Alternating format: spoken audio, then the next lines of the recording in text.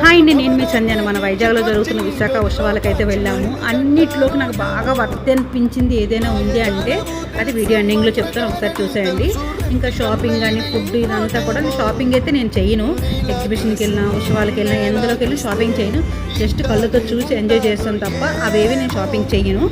అన్నీ చూసేసి ఇంకా సరే ఇంకా అలా తీసుకెళ్ళిపోవడం ఏంటంటే పానీపూరికి అని చెప్పేసి వెళ్తే పానీపూరి కూడా టూ మచ్ కాస్ట్ ఉంది. అందుకని చెప్పేసి అది కూడా ఒక ప్లేట్ తీసుకొని ఆపేసాము, బయటకు వెళ్ళి తిందామని. ఇదంతా రిలేటెడ్ వీడియో కావాలనుకుంటే ఈ ఛానల్ నేమ్ కింద లింక్ అనేది ఇస్తాను, ఒకసారి చెక్ చేయండి. మేము విశాఖ ఉత్సవాలకి వెళ్ళి ఎలా ఎంజాయ్ చేసాం ఏంటనేది.